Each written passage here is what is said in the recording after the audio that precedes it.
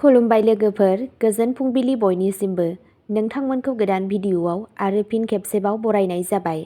आं दिनै नोंथांमोननि सिगाङाव 8 पुस 1436 मायथाइ एबा 24 दिसेम्बर 2024 मायथाइनि सानसेनि फानजामुथिखौ फरायथिनो लादों। आसा खालामो नोंथांमोना भिडिअ'खौ नायना मोजां मोनगोन।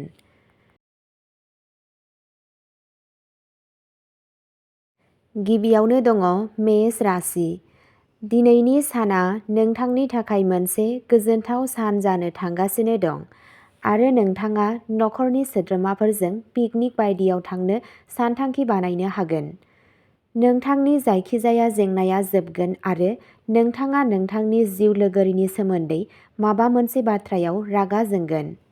नोंथांनि माखासे खामानिया दिनै नोंथांनि थाखाय खर' सानाय जानो हागौ। माबा मोनसे खामानिनि सोमोन्दै नोंथाङा गावनि बिदा बिनानावफोरनिफ्राय मदद लानांनो हागौ। जुदि नोंथांनि नखरनि सोरबा सोद्रोमानि हाबायाव माबाफोर हेंथा दंमोन, अब्ला बेखौ नोंथांनि सासे लोगोनि हेफाजाबजों बारग'नाय जागोन आरो रावनिफ्रायबो रां दाहार लानायनिफ्राय गोजानाव थागोन।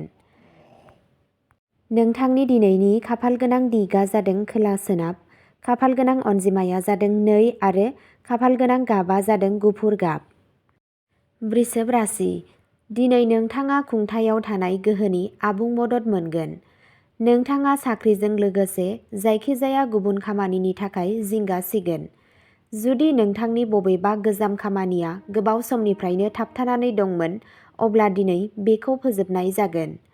नोंथाङा नोंथांनि जिउ लोगोरिजों मोनसे रमान्टिक डेटआव थांनो सानथांखि लानो हागौ। खामानि मावथायाव नोंथांनि माखासे बेरेखाफोरा नोंथांखौ दुखु होनो जेबो राहा गारनाय नङा, जायजों नोंथाङा सांग्रां जानांगोन आरो दिनै गथ'नो होनाय जायखिजाया समायखिराखौ फुरा खालामनांगोन, नङाब्ला बिसोरो नोंथांजों रागा जोंनो हागौ।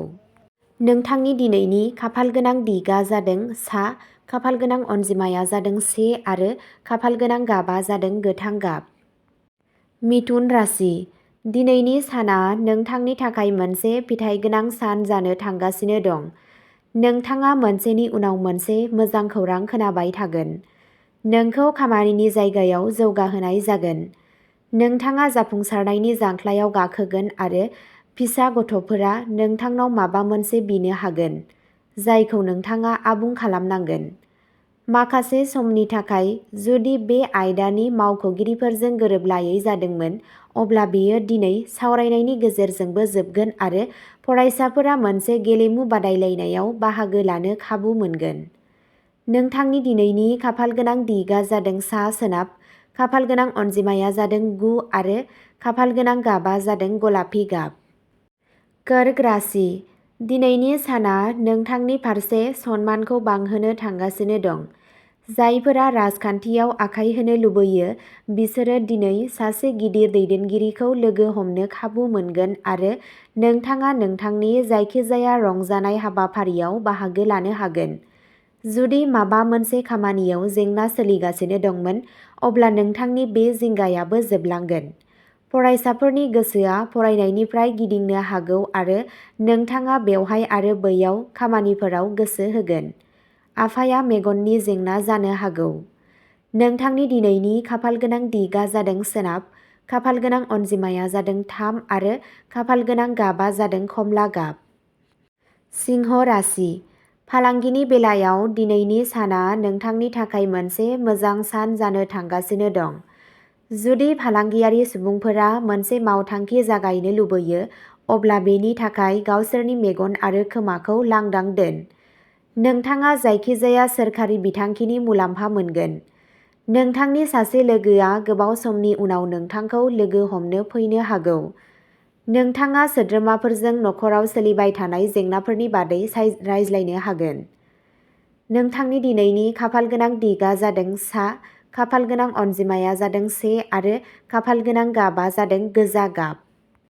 कन्या राशि। दिनै दावगानायनि गोदान लामाफोरा नोंथांनि थाखाय गेवगोन आरो जुदि नोंथाङा खाफालजों माबाफोर खामानि मावो, अब्ला नोंथाङा थारैनो बेयावबो जाफुंसार जागोन।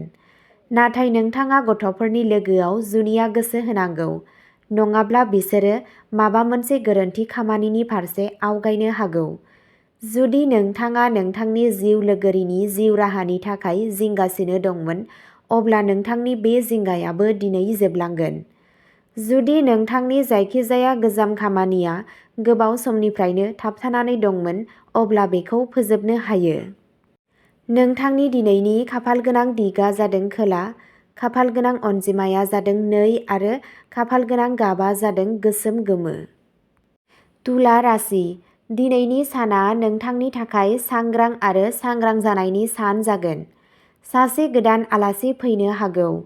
साख्रि मोननायनि थाखाय नखरनि सासे सोद्रोमाया न'निफ्राय गोजानाव थांनांनो हागौ। जुदि नोंथाङा नोंथांनि मोनसेबो खामानिखौ फोजोबा, अब्ला बेयो नोंथांनि जेंना सोमजिहोगोन।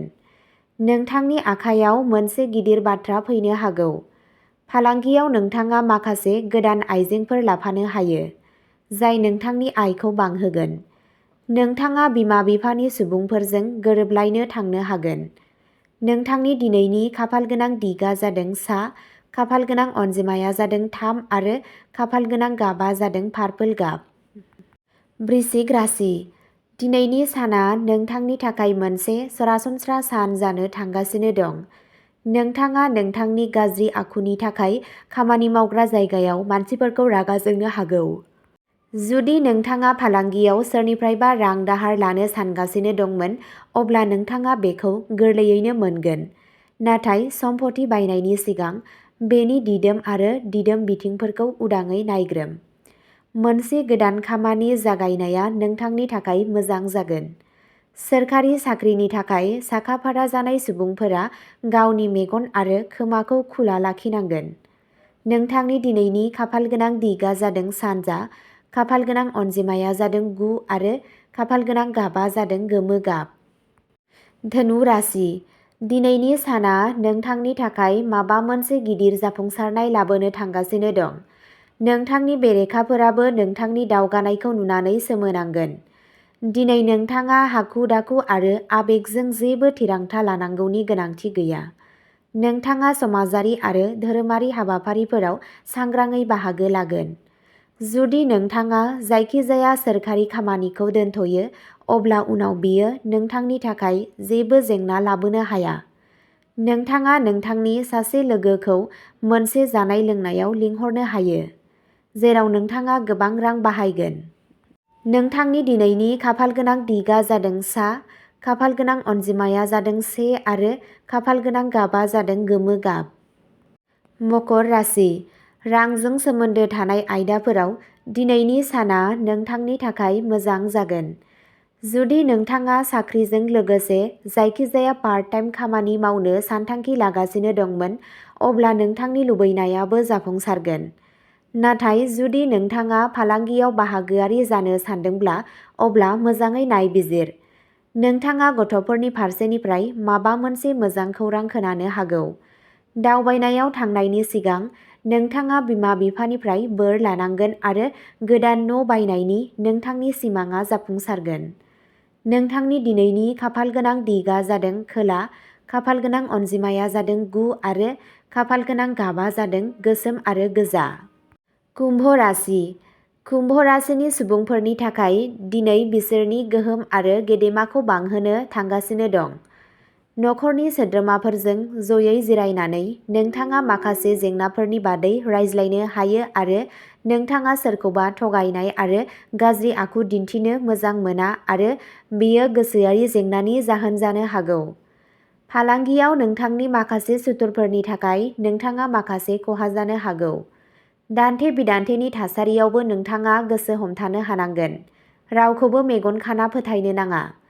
नोंथांनि दिनैनि खाफालगोनां दिगा जादों खोला, खाफालगोनां अनजिमाया जादों 2 आरो खाफालगोनां गाबा जादों गोथां गाब।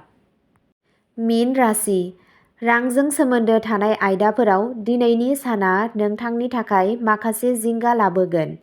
नोंथाङा बेखौ बिनानै नोंथांनि दाहार होनाय रांखौ मोन्नाय नङा, जायनि जाहोनाव नोंथांनि गोसोआ गोजोन गैयै जागोन। जुदि नोंथाङा नोंथांनि जिउ लोगोरिनो माबाफोर बोसोन होयो, अब्ला बियो नोंथांनो फालांगिजों सोमोन्दो थानाय माखासे मोजां बोसोन होगोन। बबेहायबा गिदिंनाय समाव नोंथाङा माखासे गोनांथार खौरां मोनगोन। नाथाय जेबो गोनांथार फोरमायथिखौ सेरनो दाहो। नोंथाङा जायखिजाया गोनांथार खामानियाव जिरायनायनिफ्राय गोजानाव थानांगोन। नोंथांनि दिनैनि खाफालगोनां दिगा जादों सानजा, खाफालगोनां अनजिमाया जादों 3 आरो खाफालगोनां गाबा जादों गोजा गाब। अब्ला दिनैनि राशि फरायथिनाया एसेनोसै। नोंथांमोनहा बेबादिनो सानफ्रोमबोनि फानजामुथिखौ मिथिनो थाखाय चेनेलखौ साबस्क्राइब खालामनानै लादो आरो भिडिअखौ नायनानै मोजां मोनदोंब्ला अन्नानै लाइक, शेयार आरो कमेन्टबो खालामनानै होलांब्लानो जाबाय। गोजोन्थों।